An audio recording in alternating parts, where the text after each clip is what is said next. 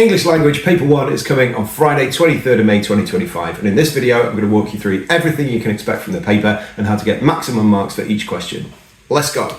So, for AQA, this paper is 1 hour and 45 minutes long. You've got an extract of fiction that you're going to get 4 questions on, and you've got about 1 hour to do those, and then you've got 1 piece of creative writing that's going to take about 45 minutes. The whole paper is worth 80 marks, that's about half of your marks for English language total, and you're going to have 40 marks for your reading section and 40 marks for your creative writing. Let's deal with the reading section first. So, the first thing you're going to do is read and annotate the extract. You're going to circle or highlight anything that tells you something about a character, a setting, or an emotion.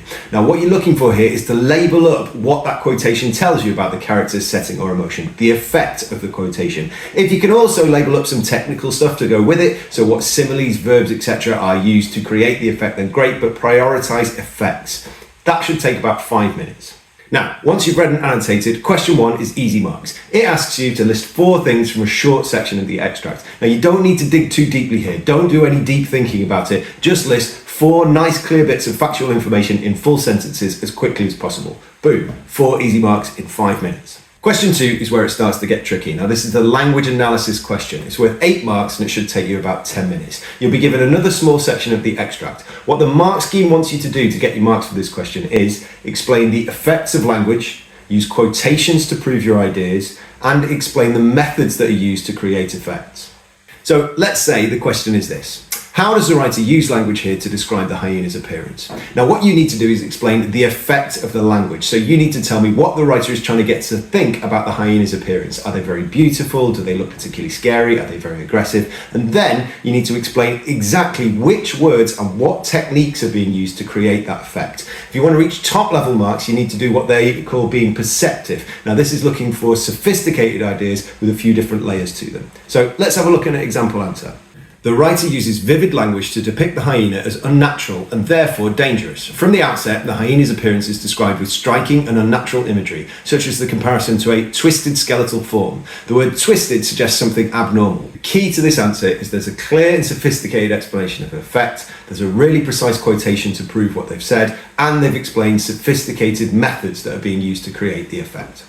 Question 3 is about analysing structure. It's worth 8 marks and it should take you about 10 minutes. Now, you're going to be asked what the writer focuses your attention on in each section of the source, and you're going to be asked what the effect of the changes in focus are.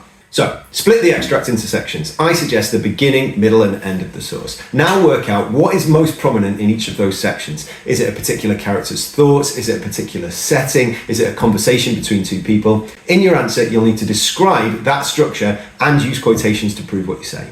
Then you need to think about the effect. Why does the writer start with a gloomy description? What impact does it have to shift the focus later on? The effect is what most people miss. You need to tell me why the structure matters. That's how to access top level marks here.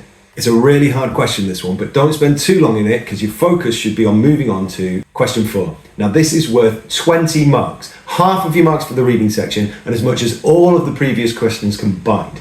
You're going to be given a statement and asked whether you agree or disagree with it. I would strongly suggest planning out briefly an answer to this question so you can get into plenty of detail and get the maximum marks.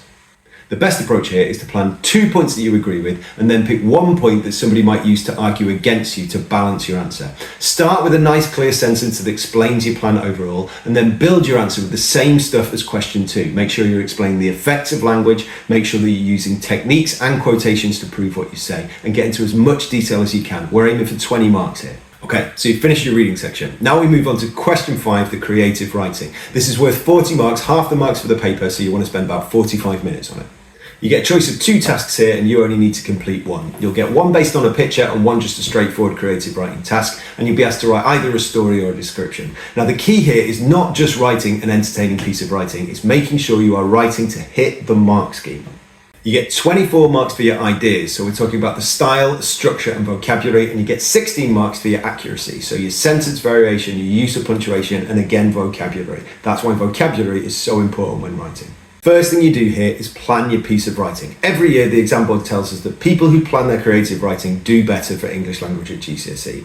So first off, think about whether you're writing a story or description, because you're going to plan them differently. If you're writing a story, keep it nice and simple. We just want one scene with a nice clear beginning, middle and end. Don't try and do too much. If you're writing a description, we don't want events that follow each other. For this picture, for example, why not start wide by describing the atmosphere in the whole market, then zoom in on one stall and maybe finish by zooming in and describing a person.